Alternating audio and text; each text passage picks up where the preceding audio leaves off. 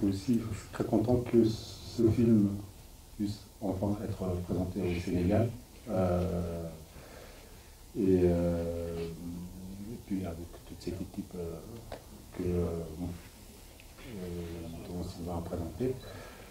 Et pour répondre à la question, c'est pour moi en fait, ça fait depuis quelques années, je regarde juste la réalité de la société. Et disons que ça n'a pas été très compliqué, j'ai pas eu beaucoup à aller chercher loin voilà, je dirais pour écrire ça. Et je pense que ce n'est pas forcément une situation particulière au Sénégal. Pour moi, c'est vraiment quelque chose qui va au-delà du Sénégal. C'est c'est l'éducation en Afrique. Est-ce que c'est vraiment une priorité? Et puis, le manque d'emploi, je pense que c'est vrai que voilà, il y a beaucoup d'étudiants qui sortent diplômés des universités sénégalaises, et c'est vrai que voilà, il n'y a pas, beaucoup de jeunes se retrouvent diplômés, mais voilà, sans emploi. Et c'est vrai que c'est un problème je ne sais pas s'il est vraiment géré comme il faut. J'ai voulu en parler parce que je connais pas mal d'étudiants qui sont diplômés et qui font des petits jobs informels, ou sinon à défaut de partir à l'étranger. Donc voilà, je pense que c'est une réalité que je pense que vous connaissez tous et qui est visible. Et voilà, je voulais en parler. Bon, comme vous avez dans le film, voilà, le personnage principal, à un moment, il court après une dent. Ok, ça, c'était la partie comédie, mais le côté moins comique, pour moi, le côté dent pour dent, c'est un peu... même si c'est pas vraiment visible dans le film, c'est vrai que j'ai eu un jour à discuter avec un jeune qui habite dans une commune qui s'appelle Dalifort, et il me disait c'était un jeune diplômé, hein. Et c'est vrai, il me racontait qu'il voulait partir, qu'il est en train de chercher de l'argent pour pouvoir partir. Et moi, je lui disais, voilà, si tu réunis une telle somme, pourquoi tu n'essaies pas d'ouvrir un business ici et d'essayer de faire tourner quelque chose? Il me dit, ici, on passe notre temps à serrer nos dents parce que tous les jours, c'est la société, même si tu essaies de monter un business, lui, il pensait que même s'il dépensait 4-5 millions pour partir, en tout cas, pour lui, ça serait, il pense que ça serait plus simple que de rester là, de se serrer les dents contre les dents, plutôt que de partir vers un avenir incertain. Tu vois. Et c'est vrai que c'est toutes ces choses qui ont... Voilà, ce titre, il englobe pas mal de choses, mais c'est vrai que quand on regarde le film, on perçoit souvent le fait que le personnage principal court après cette dent d'âne. Voilà un peu la réponse sur ce titre. Alors, les difficultés, bon, en tout cas, merci, d'abord, je suis très content que le film vous ait plu. Les difficultés, faire un film déjà, bon, je pense que ce monsieur pourra en dire sur un côté plus... un autre côté de difficulté qui est vraiment celui-là, vraiment le plus important quand on parle des sous. Mais c'est vrai que il n'a pas été simple à faire.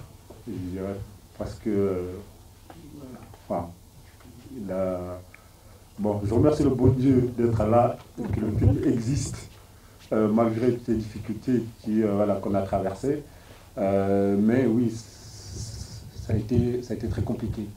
Mais faire un film, à la base, c'est très compliqué. Voilà, tout le niveau de l'écriture enfin, voilà, jusqu'à la projection du film, voilà, mais c'est, enfin, comme quelqu'un m'a dit un jour, voilà, personne t'a forcé à choisir ce métier. Je suis, voilà, c'est dur. Voilà, quand on se lance sur un projet, il faut avant tout être passionné et voilà, d'avoir quelque chose à dire et voilà, d'avoir vraiment des convictions et puis d'avoir vraiment un moral de fer. Et parce que c'est pas tous les jours facile, ça demande des années et beaucoup de sacrifices. Voilà, mais voilà, après, comme j'ai dit, voilà, il faut être prêt à tout ça. Mais voilà, à la base, il faut avoir quelque chose à dire et que ça soit vraiment important pour nous. Sinon, c'est vraiment difficile voilà, c'est vraiment difficile à tenir. Donc, itinérant, toutes les régions du Sénégal, ainsi que d'aller vers les villages, etc. et projeter ce film. Donc ce film ne restera pas au cinéma, mais pourra être vu dans les centres culturels français, dans les centres culturels régionaux et puis dans les quartiers avec des projections en plein air, dans les régions et les villages. On n'a pas beaucoup de salles de cinéma, mais c'est vrai que c'est en allant dans les villages, en allant dans les quartiers, parce qu'il y a des gens qui n'ont pas la possibilité d'aller d'aller au cinéma, mais c'est vrai qu'à un moment, c'est peut-être le cinéma, en tout cas au début, d'aller vers eux, pour justement avoir une culture de cinéma, et c'est ces jeunes-là qui, plus tard, vont aller au cinéma.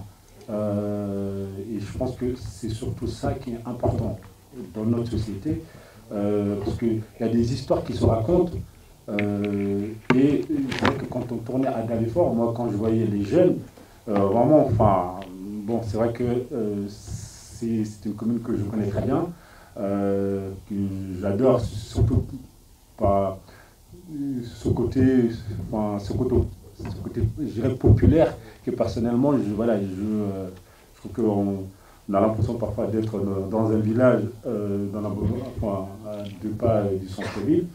Et je trouve qu'ils aillent, enfin, que les films viennent à eux pour qu'ils puissent rêver, je ne sais pas, demain se dire, voilà, j'ai envie de faire ça, ou voir un métier dans le film, où ils se disent, ah bah tiens, je pourrais peut-être faire ça. Et je trouve que c'est ça, c'est ça aussi la force du cinéma qu'il faut en tout cas essayer je vais reprendre votre mot, de vulgariser. Voilà, je vais m'arrêter là. A été en compétition au dernier FESPAPO. On n'a pas eu de prix, mais on était très fiers d'être sélectionnés lors de ce festival. Et puis le film aussi a eu un parcours dans certains festivals, comme Bercy-sur-Mer a été à New York, hein, c'est ça. Et donc voilà, continue aussi son bout de chemin. Concernant pour moi le choix des acteurs, pour moi, en effet, comme on voit, Mami Mbaye, c'est une très grande actrice, mais pour moi aussi c'était un défi ce film, parce qu'elle faisait plutôt des séries. Et donc c'était un défi pour elle de faire un long métrage. Donc même les acteurs qui sont connus ont encore des défis à relever. Pour moi c'était un défi à relever. Elle l'a très bien relevé. Et aussi nous avons des ambitions aussi. Il y a des films, quand tu as des ambitions, tu peux soit faire le choix de prendre des non-professionnels ou choisir des professionnels. Mais sur ce film-là, je pense qu'Otis a vu plusieurs personnes, des professionnels comme des non-professionnels. C'est son choix et son regard qui l'ont amené vers ces personnes-là. Et concernant Charles Okuskutu du Burkina Faso, en effet, lui, c'est déjà un grand acteur connu à travers le monde. Et pour moi, c'est le plus sénégalais des Burkinabés, qu'on l'appelle comme un Pape Diop au Burkina, parce qu'il a déjà interprété des rôles. Donc voilà, je pense que ce film-là a un casting quand même différent. Il y a des gens qui sont professionnels, d'autres moins. L'enfant, comme vous avez vu, le petit, qui n'était pas un acteur, il commence. Il y a eu beaucoup de jeunes qui sont des non-professionnels et d'autres professionnels. Donc c'est un mélange. Et concernant le titre, voilà, pour moi, on a quand même bien réfléchi, je pense. Après, c'est subjectif. Je pense que Dent pour Dent, ça peut aussi être une revanche parce qu'on voit que vous avez vu le film. Vous avez vu que l'acteur principal se venge sur celui qui, pour lui, qui a causé toute sa galère, parce qu'à la fin, il l'a marabouté, et on connaît l'histoire de DSK et de Nafissatou Diallo. Donc, pour lui, c'est dent pour dent. C'est lui, à cause de ses politiques d'austérité et tout, il a été viré, donc il se venge sur lui. Donc, il n'y a pas aussi que le côté philosophique, il y a aussi une recherche, il y a des allusions à la dent d'âne, etc. Donc, là-dedans, l'histoire de vengeance aussi, même si ce n'est pas le sujet du film, traverse le film. Donc, dans du côté philosophique aussi, il y a quelque chose de factuel là-dessus. Mais merci pour la suggestion.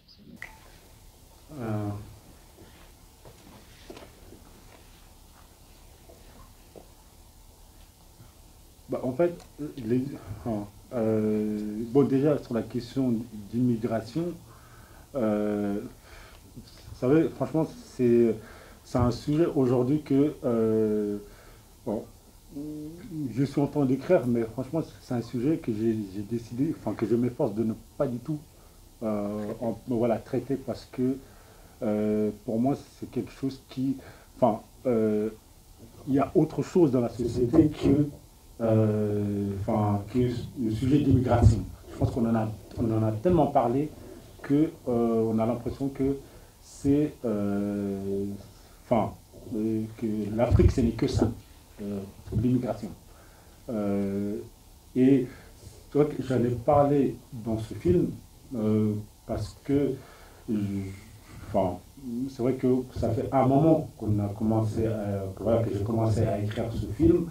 C'est vrai que c'est, voilà, je vis à Paris et c'est vrai qu'à un moment, je voyais tellement, en fait, enfin, voilà, sur les chaînes en France, on ne parlait que de l'immigration, enfin, je ne sais pas, c'était bon, à chaque élection en France, le sujet principal, c'est l'immigration. Et puis, je voyais tellement de jeunes qui mouraient sur les plages européennes que je trouvais que, en fait, bon, j'en avais pas parlé avant, mais je me suis dit, voilà, je veux en parler, mais dans le but de, c'est pour ça d'ailleurs que cette jeune fille, Aminata, j'ai voulu, parce que la première version, c'était pas ça, la première version, c'est que Moussa est parti. Ensuite, et c'est vrai que j'ai mûri dans ma réflexion au niveau de l'écriture, et même en tant que, moi, en tant qu'Africain, est-ce qu'à un moment donné, je me suis dit, est-ce qu'il faut dire aux jeunes qu'il faut partir coûte que coûte, ou à un moment donné, c'est que, oui, c'est dur, mais c'est pas en partant que les choses vont se régler. C'est vrai que, bon, après, c'est un discours qui n'est pas réceptif par tout le monde, mais ce que je disais à un jeune, que je disais, oui, les révolutions qu'il y a eu en Europe ou en Occident, tout le monde n'a pas décidé de partir, ils se sont battus, les choses, elles ont mis du temps, ils ont traversé des guerres mondiaux, mais à un moment donné, ils se sont battus pour reconstruire leur pays. Et nous, la moindre difficulté, c'est que on se dit qu'on va partir. Mais à un moment donné, c'est pour ça que j'ai voulu, c'est peut-être...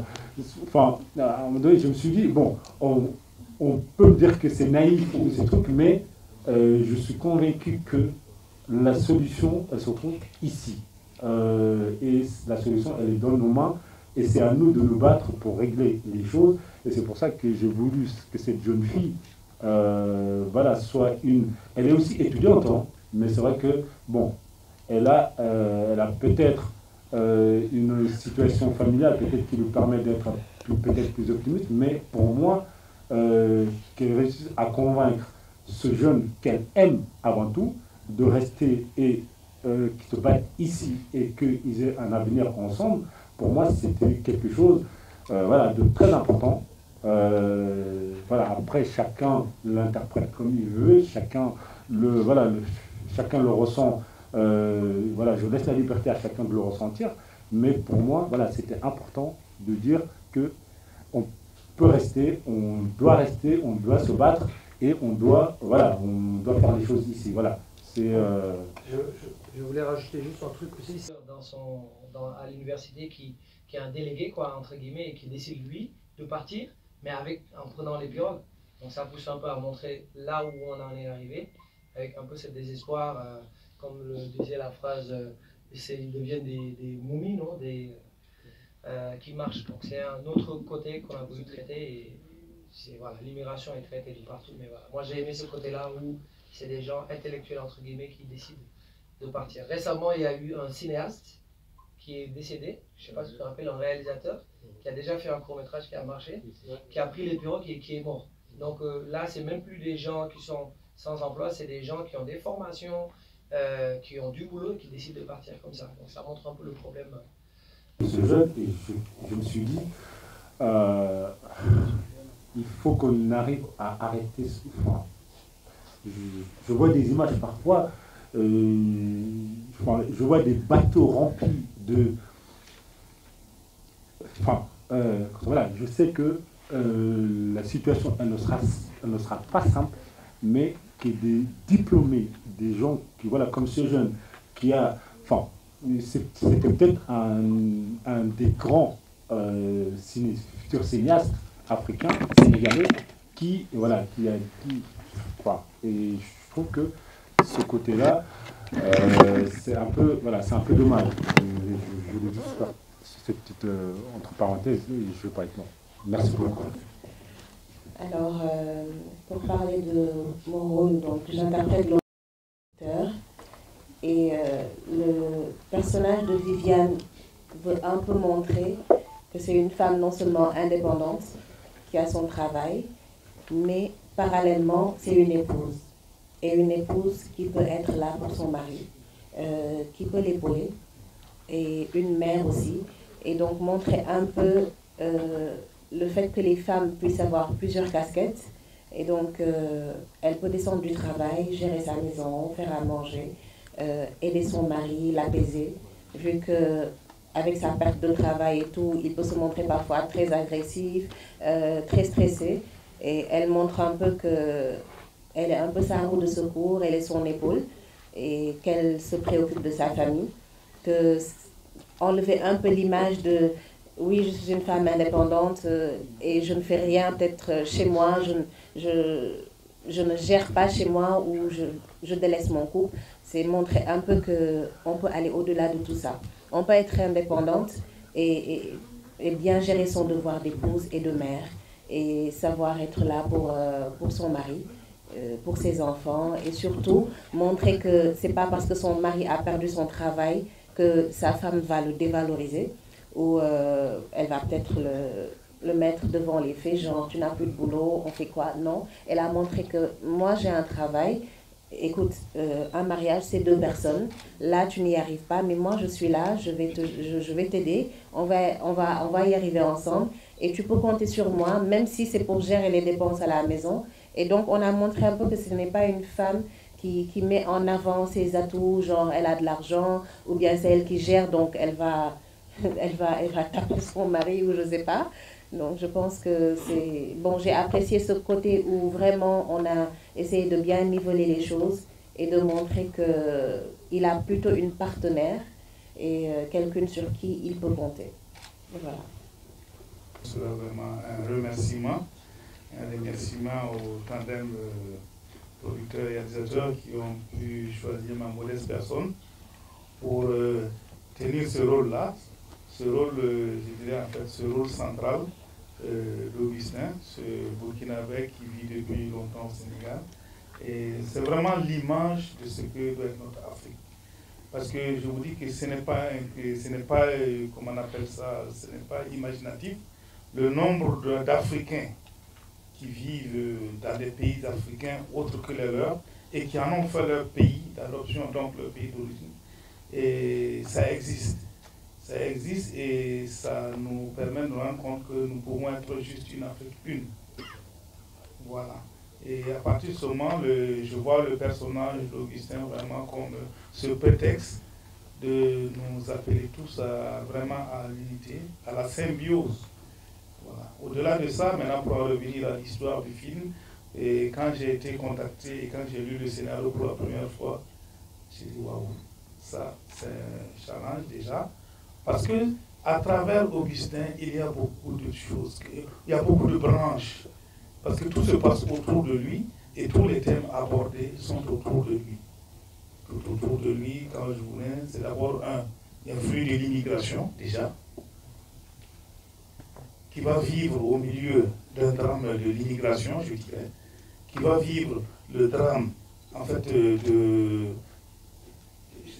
comment on appelle ça, du chômage, qui est une réalité africaine des sociétés de nos pays de nos jours.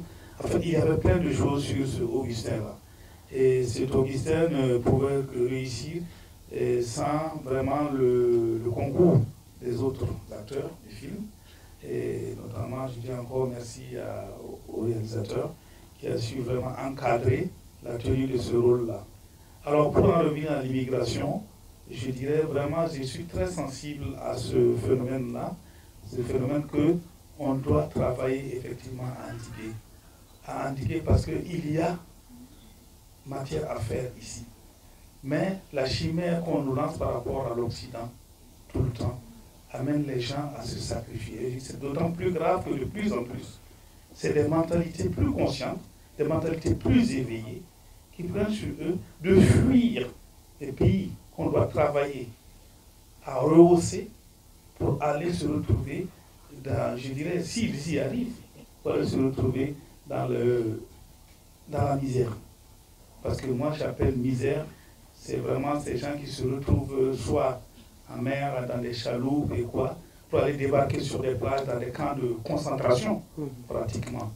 Alors je vais inviter toute la jeunesse de façon générale à travailler, à rehausser le niveau de vie local, plutôt que d'aller chercher ailleurs ce qui n'est que chimère. Merci. Je n'ai pas voulu trop m'étaler dessus. Mais bien entendu, vous savez, chaque fois que quand je lisais même le scénario, quand j'ai vu le souvenir de Sankara, c'est marqué toujours la présence d'une conscience africaine qui est prête à faire de l'Afrique le continent de demain. C'est la conscience d'une jeunesse qui va travailler, une jeunesse qui va réussir un jour au niveau africain. Pour ce qui concerne l'immigration de façon... Après, moi, je ne considère pas comme immigration un Africain qui va dans un pays africain. Il reste chez lui. Nous sommes le fruit d'une balkanisation, de frontières tracées, en tout ça. Mais il y a des moments quand je me balade à Dakar ici, j'ai comme l'impression qu'il n'y a pas de raison qu'il y ait une frontière entre ces deux peuples. La preuve, comme je le disais tantôt, moi, chez moi, si vous arrivez à l'aéroport de Ouagadougou, si vous voulez me trouver le plus vite, si vous dites Pape Diop, vous avez 90% de chances qu'on vous amène chez moi. Et il y a des Burkinabés, des gens qui pensent que je suis sénégalais. Ah bon, tu n'es pas sénégalais toi? Et tout ça, c'est pour dire que nous sommes un même peuple. Il n'y a pas d'immigration entre pays africains. Il ne doit pas y avoir ça. Voilà, c'est un peu ça. Et c'est ce complexe-là qu'il faut vraiment démystifier. Je dois le pouvoir travailler autour aux Zaï, ou quoi, sans vraiment aucun problème. Ça va être même comme ça de façon mondiale, mais bon, c'est beaucoup plus ambitieux. Mais déjà en pays africain, il n'y a pas d'immigration. Cette partie, voilà, elle n'a pas été simple à écrire parce que c'est vrai que ça m'a demandé beaucoup de réflexion et puis je ne voulais pas, enfin, c'est l'un des moments que, pratiquement, entre la mère et le fils, c'est le moment émotionnel que je préfère dans le film. Je trouve que il y a, enfin,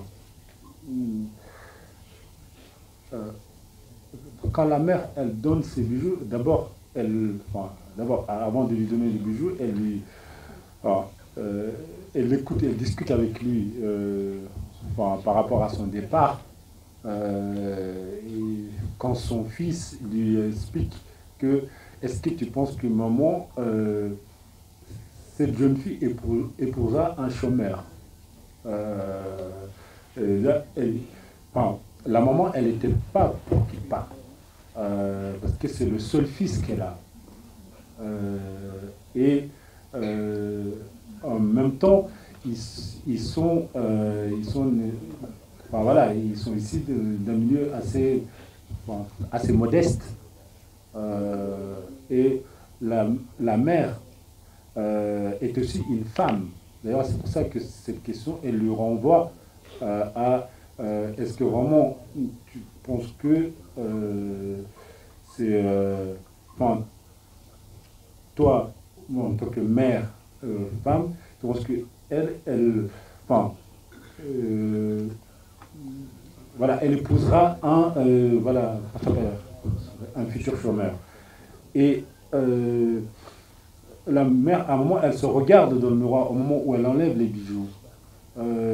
Et elle est dans cette réflexion. Elle sait qu'elle prend une décision qui,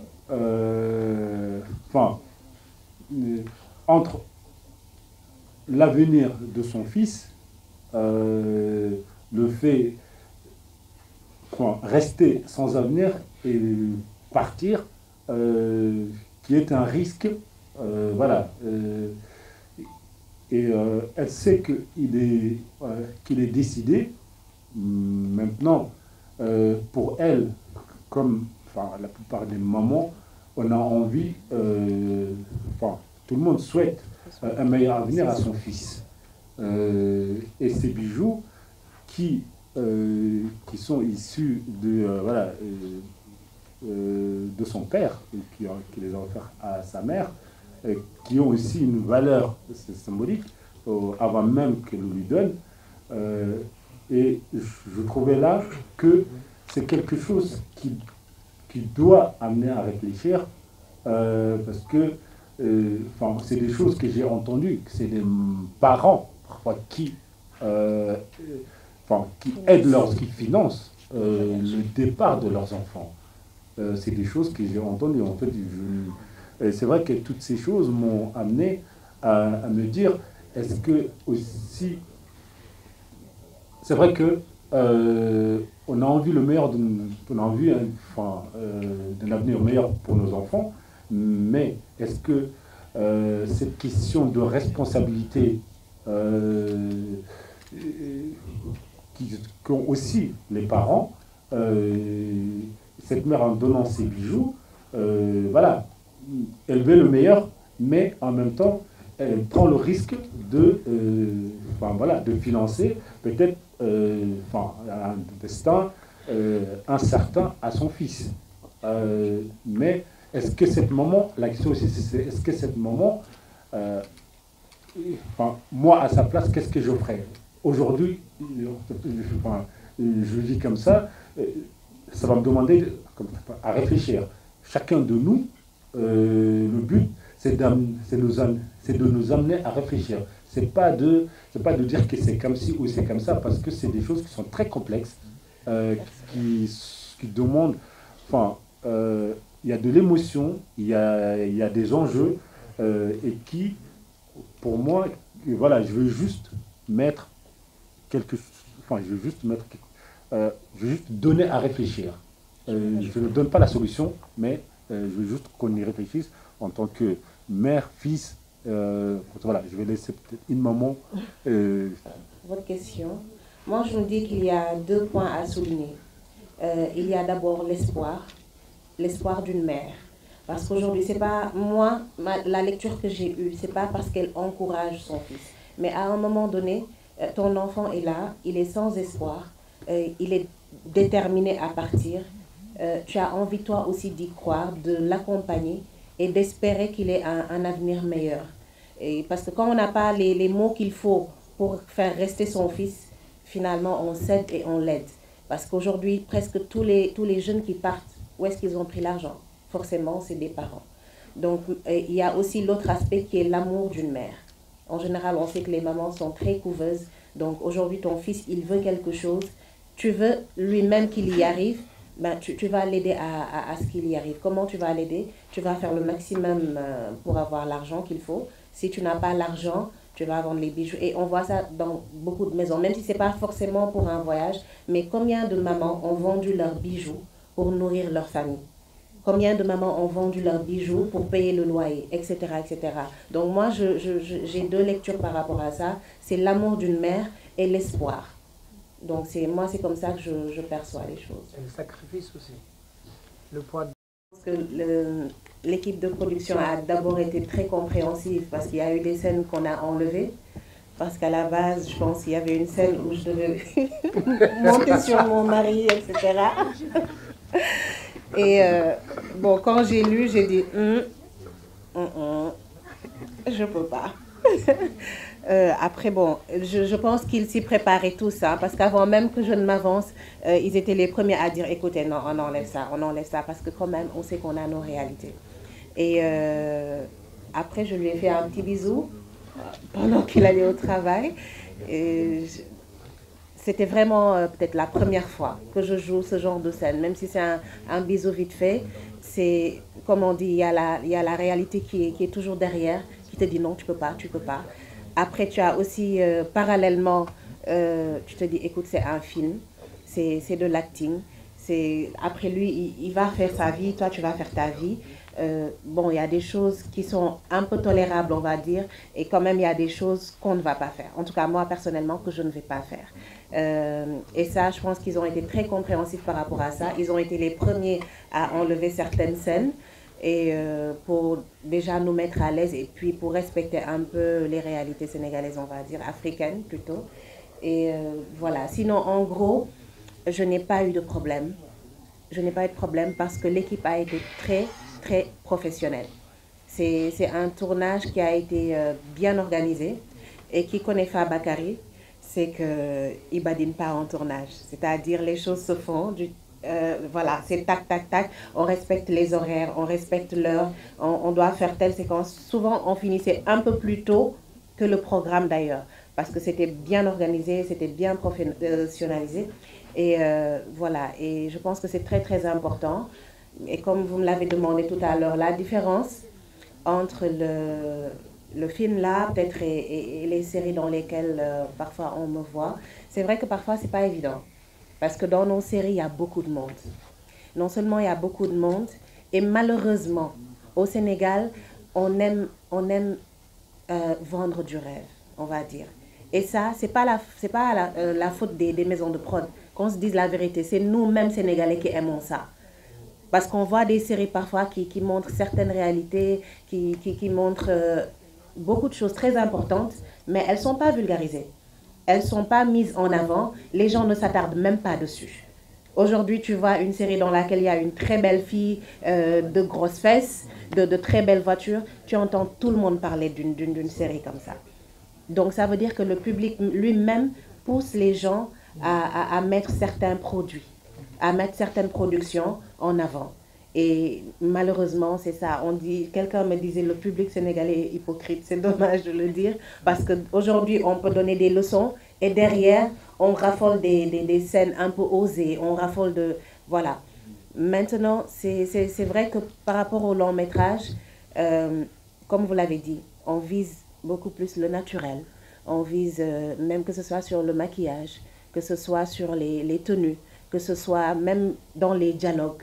Aujourd'hui, dans le long métrage, peut-être vous n'entendrez pas de phrases vulgaires, vous n'entendrez pas d'insultes, et ça passe crème. Et je pense que ce serait bien, parce que moi, honnêtement, quand dans nos séries même dans lesquelles je joue, quand j'entends des insultes et autres, moi-même, ça me froisse, honnêtement, parce que c'est pas quelque chose que j'approuve. Après, je donne la latitude à chacun de faire comme il veut. C'est pas moi qui détiens le monopole de la vérité et ce ne sont pas mes produits personnels, mais je pense qu'il y a matière à faire. Ce sont des gens qui devraient beaucoup s'inspirer de ce genre d'équipe, parce que c'est pas parce que ce sont des séries qu'on ne peut pas avoir les mêmes normes, qu'on ne peut pas respecter les mêmes choses et qu'on ne peut pas suivre le même chemin que ce que les gens là ont fait. Et je pense que c'est louable, c'est ce qu'on peut transporter et amener partout dans le monde. Donc, je ne sais pas si j'ai répondu à votre question, j'ai essayé. Je veux savoir s'il y avait eu des séquences qui étaient difficiles à jouer. Mais toi, tu as aimé, hein? Oui, d'accord. C'est comme... En fait, généralement, toutes les séquences sont difficiles à jouer. Absolument. Parce qu'il faut, surtout dans un long métrage, il faut s'investir entièrement dans l'emploi d'un rôle, le vôtre et tout. Et j'ai l'habitude de dire à quelqu'un, lorsque vous avez fini une séquence, un comédien, si vous avez fini une séquence, si vous n'êtes pas fatigué, vous n'avez pas encore joué. Parce que si vous devez sortir de vous, rentrer dans un personnage, même si c'est 1 minute, c'est un effort à faire. Donc il faut se dire, et ça c'est juste aussi pour vraiment les plus jeunes, ceux qui rêvent de faire du cinéma, c'est difficile d'être acteur. Voilà, donc ça c'est vraiment ce que je lance mon message. Donc toutes les séquences ont été difficiles à jouer, c'est pour ça que vous avez aimé. Parce que tout ce qui se fait sans effort, vraiment n'a pas de chance de plaire. Alors la deuxième question, c'est de savoir si par rapport au Burkina Faso, au Sénégal, si le jeu d'acteur est différent. Il n'y a pas 2 cinémas, je crois qu'entre ces 2 pays-là, il y a un seul cinéma. Alors donc c'est pareil. Le Sénégal, le Burkina, nous faisons le même cinéma, nous avons le même combat pour faire un cinéma nouveau, un cinéma qui mérite sa place dans le concert mondial. Et donc, je ne peux pas dire que c'est mieux au Sénégal qu'au Burkina, c'est mieux au Burkina, non. Il n'y a pas Sénégal et Burkina. Il y a un cinéma africain qui est en train de se faire, et c'est les mêmes challenges, et c'est les mêmes défis à relever.